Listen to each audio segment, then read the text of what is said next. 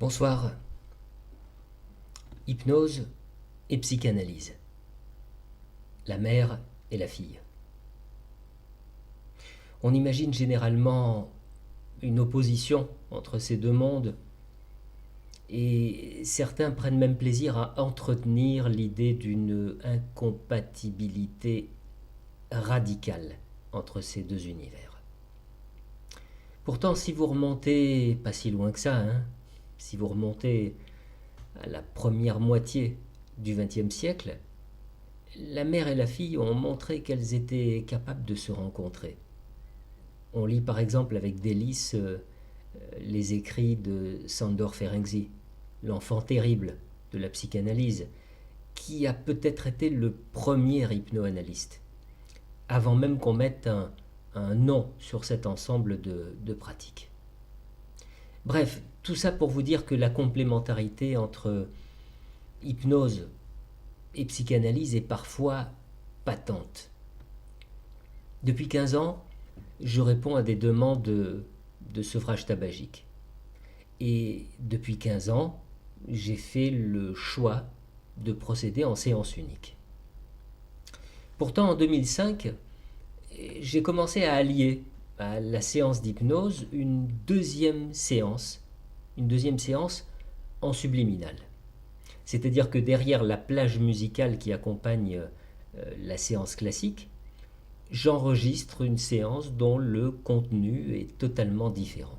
Autant la séance entendue, si je peux dire, est berçante, relaxante, permissive, autant la séance diffusée en subliminal est directive, cadrante, autoritaire. Alors vous avez peut-être déjà compris que la séance dispensée en direct se veut être le versant maternel d'un message qui, lorsqu'il est délivré sur le mode subliminal, apparaît comme une injonction paternelle. Et ce qui se passe, c'est que tout au long de la séance, l'inconscient va en quelque sorte faire son marché. En fonction des mots prononcés, en fonction du ton utilisé, du volume de la voix, il va choisir à certains moments une partie du message maternel et à d'autres moments une partie du message paternel.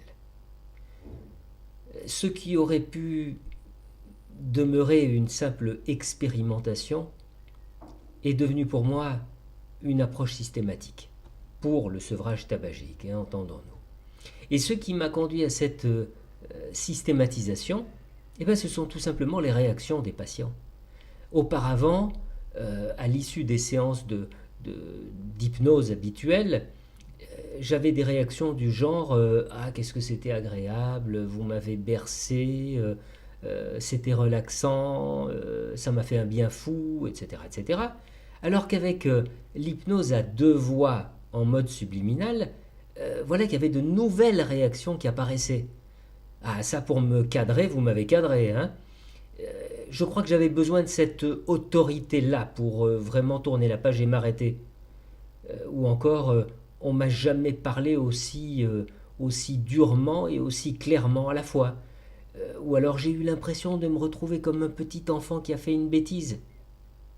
Alors voilà, s'il fallait un exemple basique de la façon dont hypnose et concept analytique peuvent utilement cohabiter, vous en avez un.